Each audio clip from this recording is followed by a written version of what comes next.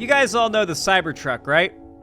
You know, Elon Musk's overpromised was supposed to come out and be, like, capable of traveling on water, fully bulletproof, like, capable of withstanding a nuclear blast or some shit like that, radiation resistant. I might be making a few things up, but most of those were true. He did claim that. And they were supposed to come out, like, years ago, but that's sort of like what Elon is the king of doing, is over-promising things and saying they're going to come out sooner than they're going to come out, and they're going to be better than they're going to be when they come out.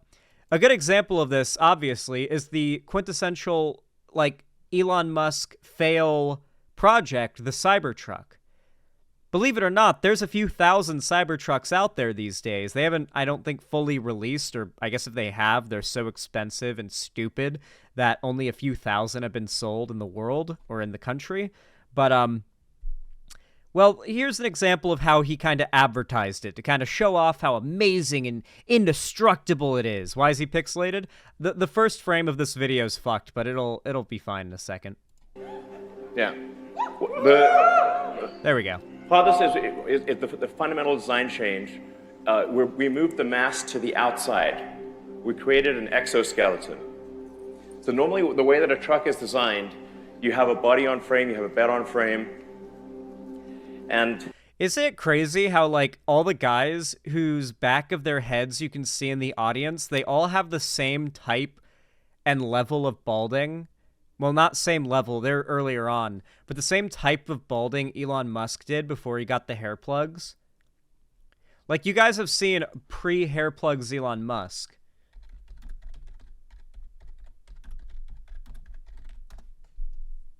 It's not a good scene.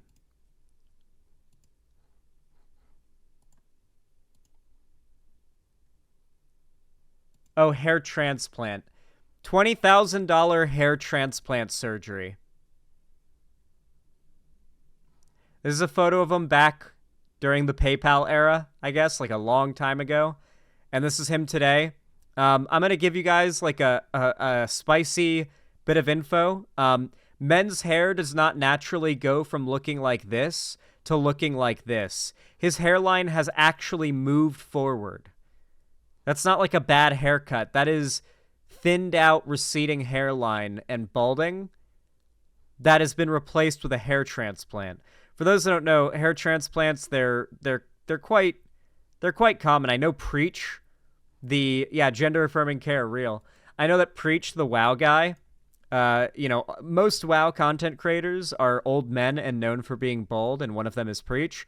And he recently, I think, got that procedure. By recently, I mean like 2.5 years ago or something. Is he bald again? I haven't seen Preach. I think he's still bald. Did the procedure fail for him? I don't know. The body and the bed don't do anything useful. They're carried like cargo, like a sack of potatoes. It was the way that aircraft used. I assure you they're not.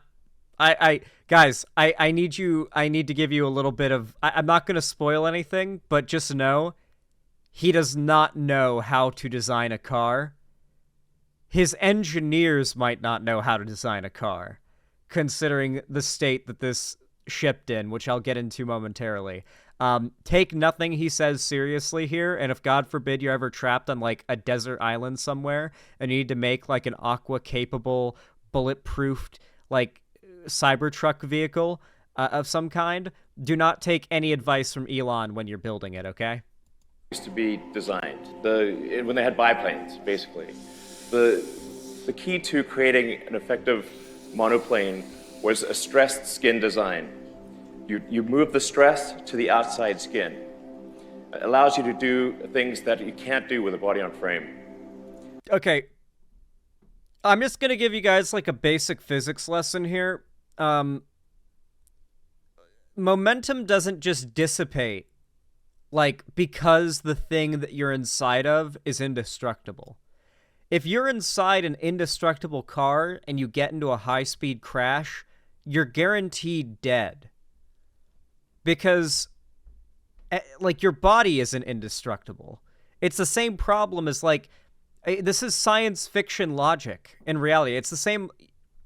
It's the reason an Iron Man suit couldn't be real. Because even if you had a fully functional Iron Man suit, if you fell from like 50 feet or like came to an abrupt stop using its like jet things or whatever, you would become either incapacitated, knocked out by bashing your face and the rest of your body against one side of the suit, or you would experience like a G-force type reaction that would basically supify you.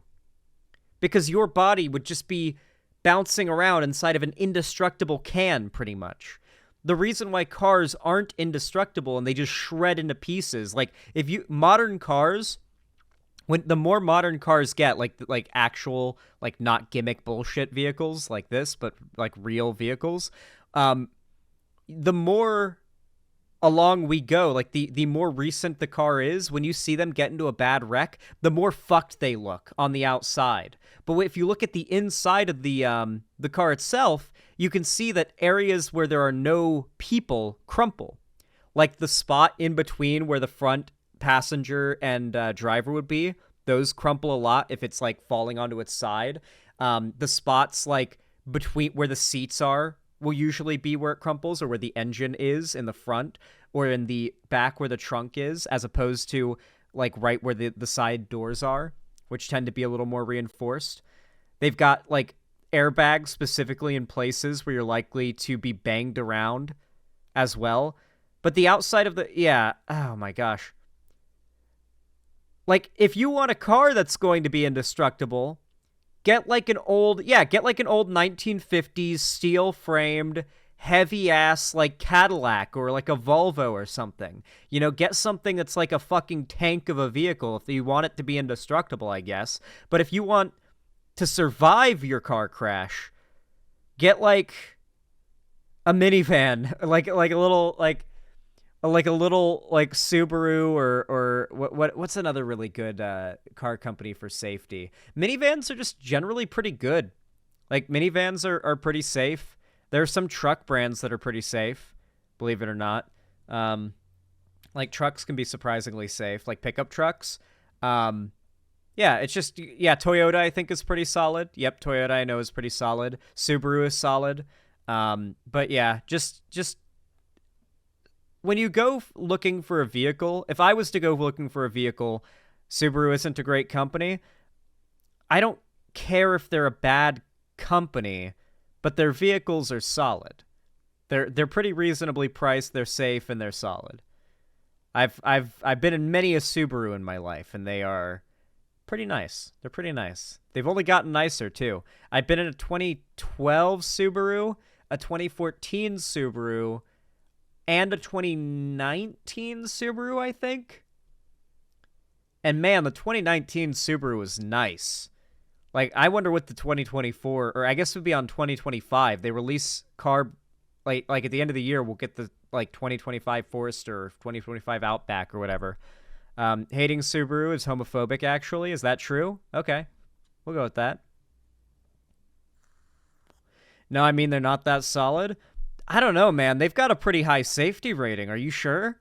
Their airbags are everywhere. Like, when you're in a Subaru, you can't look anywhere in that thing without seeing a little thing that says an airbag deploys here. Like, you've got side airbags that are in, like, above you if you're in the back seat and in the door, above you, in front of you, and, like, above you, but to the right, and if you're in the passenger or driver's seat. Like, the cars themselves might not be super sturdy, but the airbag system is so solid that I think that's what plays such a big part in its high safety rating, is that you have such a good cushion.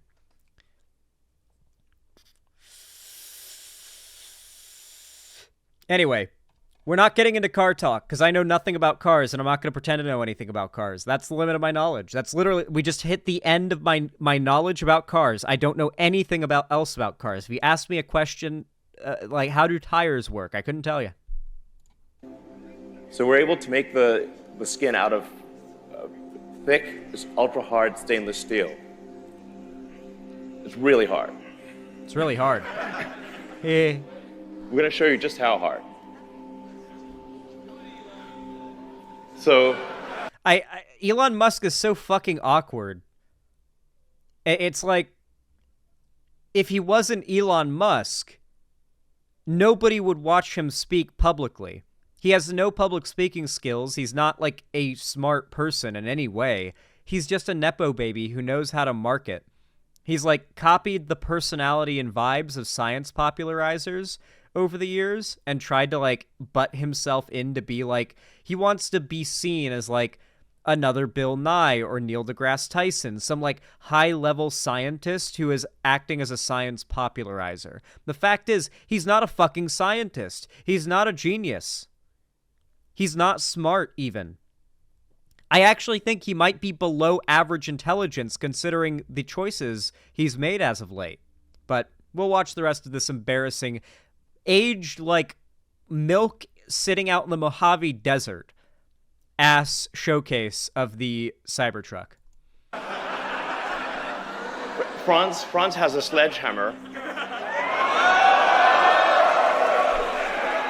By the way, who is buying vehicles with the thought process of, my car needs to be able to survive a sledgehammer?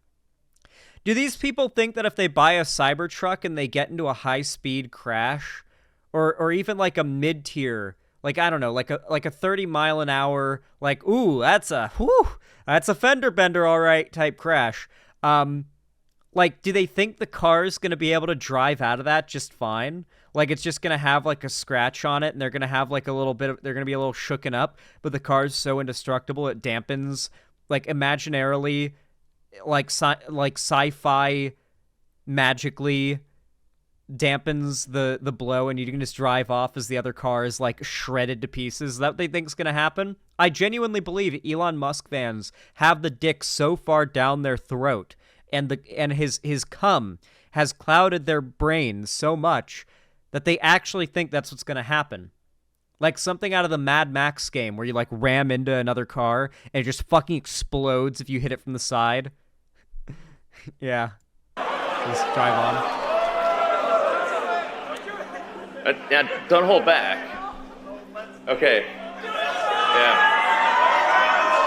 Why'd they have this guy come out in like a high... Like, this is the most cringe outfit ever. This guy's wearing, like some cosplay of V's coat from the Cyberpunk 2077 cover. Like, with the high collar and everything. What is this? Why does Elon Musk and everybody around him have to, like, dress like video game characters? I get that he's, like, a epic Reddit gamer or whatever, but it just... It makes me want to not play video games because I don't want to be associated with people like this. You know? Like, I remember being, like, 16 and being like, oh, Elon Musk plays Overwatch. See? Wealthy, successful people play video games. Gamers rise up. And then I turned, like, 18, and then I lost my virginity, and I look back on that as, like, one of the cringiest things I've ever thought in my brain ever.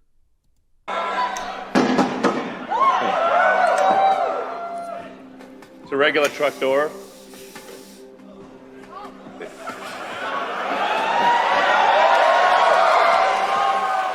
Oh, thank God he's taking off the fucking LARP coat. Go, do it.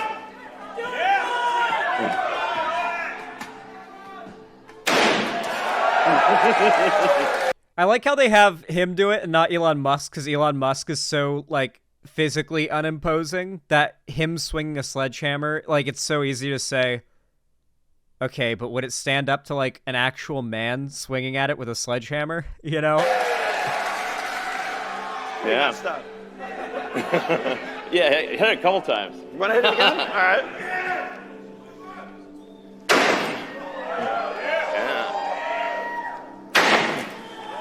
Yeah. Jesus, nice. that car door already Now hit kind the of holds up. Cybertruck. I'm going to be honest.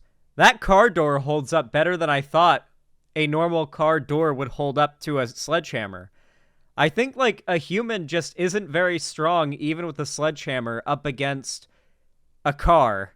Like, you can dent the shit out of it, it seems, but outside of that... So, is this car literally just designed to withstand sledgehammer attacks? Is this just for the people that think that when they drive through a city, they're going to be, like, attacked by a mob of brown people who are going to, like, swing crowbars and sledgehammers and chains at the car to try and, like, get in and steal their money and rape their white wife and daughter or whatever.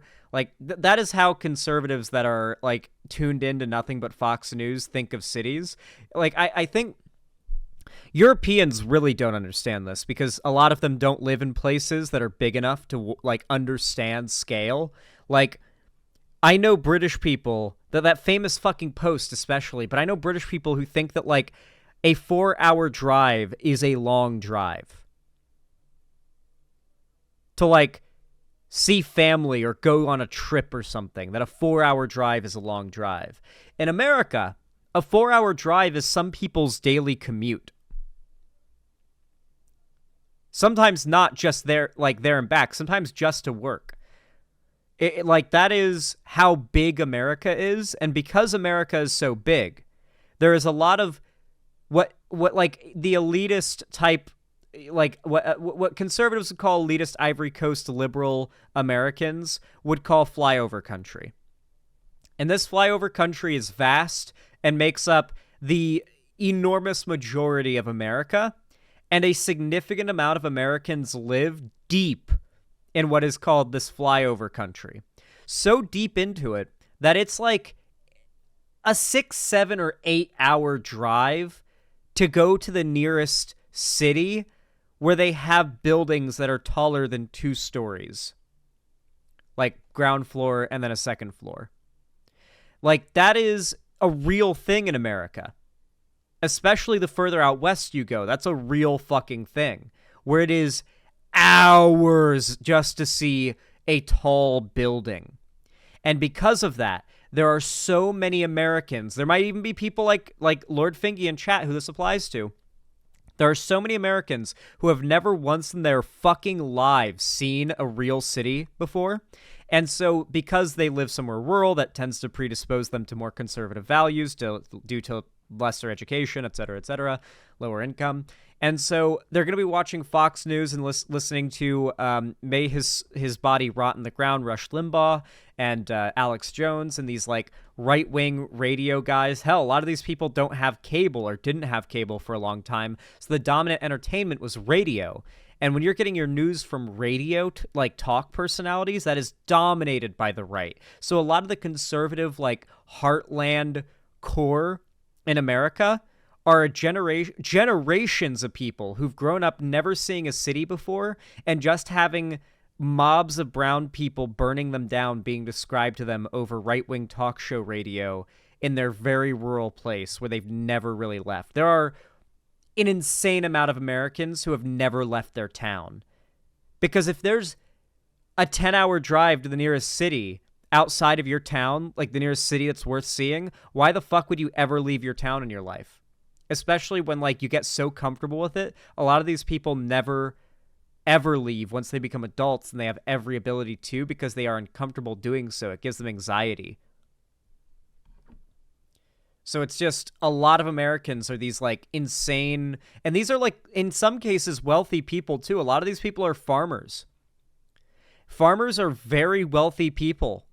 Like a tractor, like the average like commercial farming tractor, and most commercial farming is done by like, you know, family farmers who've had like contracts with the government, mostly for corn. And so like these tractors go for like millions of dollars. You know, like the farmers are not the poor people. It's like they're wealthy, but they also are part of this group. So there are very wealthy, well-funded, nice house living people that are just out there in the middle of nowhere listening to talk radio and like Fox News, and they've never seen a city before. So as far as they know, everything they hear about BLM burning down Portland, that's completely true. Portland looks like something out of Fallout right now in their world. Same thing. I wonder, hit it harder. Look at this. I wonder if, like, those are the people this is meant to market to. The people who think that if they ever drive through a city someday, their truck needs to be able to withstand bullets and attacks from sledgehammers. But meanwhile, if you ever get into, like, an accident at 30 miles an hour, Like you're gonna get like there's no crumple, so you're gonna receive the full 30 miles an hour of instant stoppage to your entire body, and none of it's going to be dampened by the crumpling of the car. And 30 miles an hour stopping again, like at your on like instantly in an accident, like just like break your rib cage if you have your seatbelt on. Obviously, if you don't have your seatbelt on, it's gonna like cram your head into the windshield and break your neck, and you're gonna die. At best, be paralyzed. But could it just like break your ribs and check? Because like I've given CPR, and I promise you guys, it takes far less. It takes a surprisingly small amount of force to like depress someone's rib cage. Probably not much more to break it, to fracture that shit. So it's like, I don't know.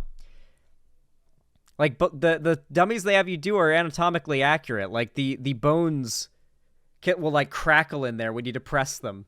When they have you train, it's really it's really depraved. I don't like it. I really did not like testing like the CPR tests at all.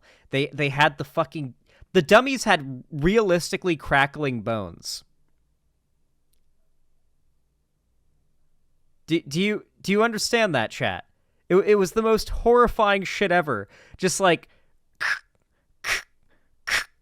it was way deeper though. It was more of a crunch. But yeah, I don't know what they had in those things. I think it was like tubes of plastic filled with like fake ice or something.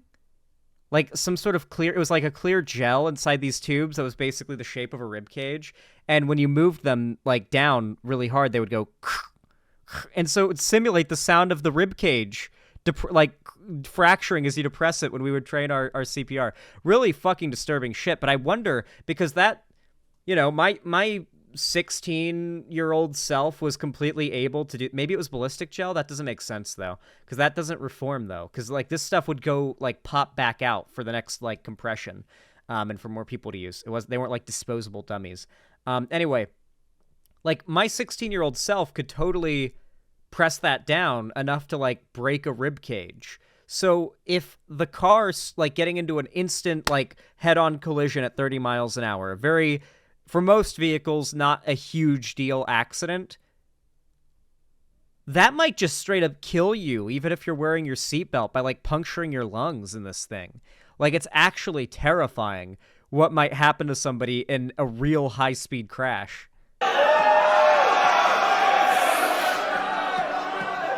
So let's see how this handles it. See? Yeah. I'll admit, it handles it better than really wind up. The door for the other truck. I wonder if the door can open now. It's pretty strong. He really doesn't look like he's giving it as hard of a hit as he was the other door regardless, but I wonder if that door even opens and closes now. Because that whole thing shook when he hit it. Like, you could see it, like, there was a real depression to that there. So, here's the hilarious thing. They touted how safe the Cybertruck was. It was supposed to come out years ago, and now it finally has come out. Only, well, here's the headline. Cybertruck owner shares his experience with a truck accelerator pedal. Now, this is just one person giving their story following the total recall of all Cybertrucks out there, all 4,000 of them, less than 4,000. It was like 3,700. All of them have been recalled due to the accelerator pedal getting stuck down, meaning you would like press down the pedal to like accelerate, and it wouldn't come back up, so you would just continue to accelerate. And if you try to push it down to like maybe unstuck it, like out of panic, you're just going to get it stuck further down, going even faster. So, well, that's just downright terrifying, but very on brand for Elon Musk. You know, he rushed it out to try and like, mitigate the severe hit to his reputation that was once again overpromising something and it not coming out when he promises. And now it's a death trap, of course. Welcome back to Last Call. Tesla shares ending the week on a low note. The EV maker has issued a voluntary recall of all its long-awaited Cybertrucks. It's a real recall in the traditional sense, not an over-the-air update like the previous Tesla quote-unquote recall. This is a proper recall. Like, they are bringing them back. Like, they're coming to take your car. This one is to repair a trapped pedal issue. It's pretty important for that to work. Brought to the public attention in a viral TikTok video by a guy who owns a Cybertruck, Jose Martinez. He posted. Dude, less than 4,000 people have Cybertrucks right now. I don't know how much that's going to change at this point, to be honest. It might only go down. But the fact that out of 4,000 people, they were already able to find something this severe makes me wonder that if this car gets up into like the tens of thousands of people buying it in the future, what other horrid flaws are they going to discover? Like, is the battery that powers it going to be explosive and going to start blowing up on people like old Teslas used to? Posted it last weekend, but according to his traffic safety filing, Tesla originally became aware of this issue March 31st and then decided on April 12th it would issue the recall order. With us tonight for more, Jose Martinez. Thank you for being here. So what happened? When did you know that you had a problem? So I was actually at a local drag strip with the car. It has an advertised 0 to 60 of 2.6 seconds, 845 horsepower. He is so fucking lucky. He was at a place where it is made for cars to go quickly. And for, like, there are areas made for if things go wrong and there's a crash. Because if this was, like, going down the highway and he needed to, like, hit, like, an off-ramp or something, and all of a sudden he realizes, like, as he's merging into the off-ramp, holy shit, I'm not decelerating. My accelerator, my pedal is stuck. Like, I'm still going just as fast. Like, could you imagine how quick that could lead to, like, a devastating crash? Especially if there's cars that are already stopped at a light at the end of the off-ramp. And there's just no slowing. And there's barely any time to react. Like, what do? There's nothing you can do in that situation. There's literally nothing that you can do. And the only way to really make full use of it was legally was at a drag strip. So that's where I was when the incident happened, actually. Okay, and what happened? So I went to hit the brakes, and the brake does override the accelerator. But the moment I would lift off the brakes, the car would lurch forward again at full throttle. There was an error on the screen saying that both pedals were being depressed. It was really confusing. Luckily, I really hate how much the Cybertruck and, like, Teslas in general, which I've been in several Teslas, like, many, honestly, taking Ubers. A lot of fucking Uber drivers just drive Teslas. So I've been in a lot of them. They're nice to be in. They're very smooth ride. Like, my primary problem with Tesla at this point is genuinely, A, the fact that they're so gimmicky. They're overpromised and they're undersold. And that just kind of is a bit of a problem on its own. And then, of course, the fact that Elon Musk is the guy that sells them, you know? Like, it almost at this point feels less like Teslas are a thing people want to get because it's a nice car. And more so they want to get it to virtue signal that they like Elon and they like what he stands for.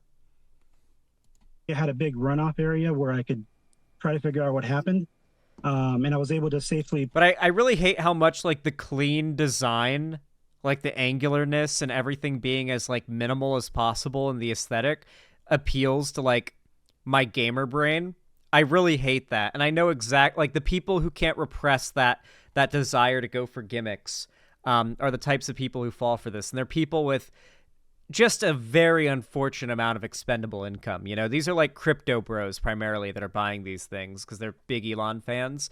A lot of people that follow Elon are like the 0.001% that manage to get like good money in the crypto scene or in trading stocks, and they see him as like their idol.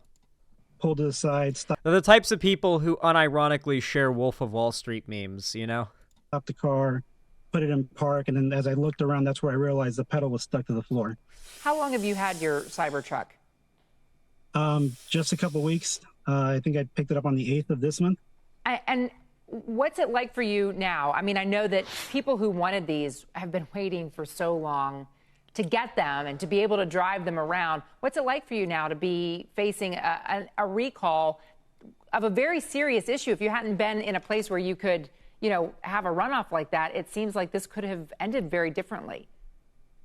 Yeah, so I was definitely in the right kind of situation for something to go wrong, and be able to safely be out of that situation. But no, had I been on a street or a highway or something, it probably would have brought more panic to me, especially being around other cars and other people. And that's kind of the reason why He was very lucky that the way this was discovered by him was in the safest possible situation to suddenly have this problem happen, which is when you've got like a whole racetrack in front of you to like stay driving on while the car continues to be stuck in acceleration while you try to figure out how to unstuck the pedal. I made the video.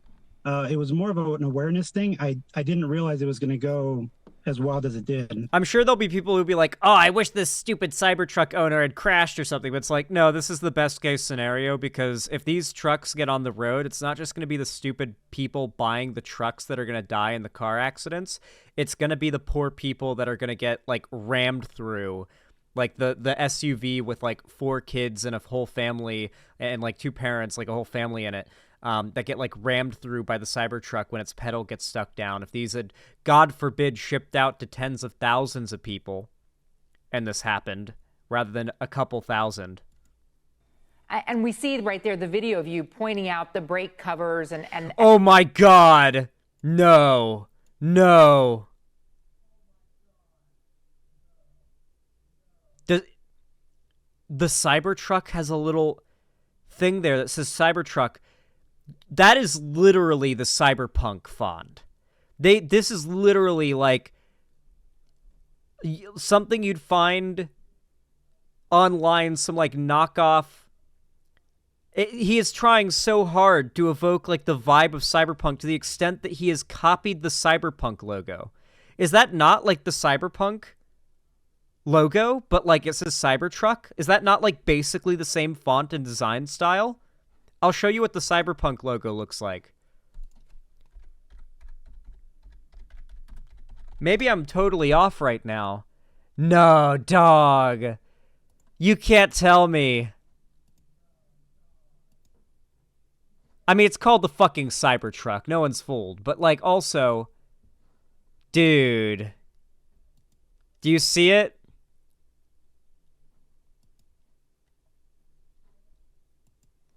You see it, right?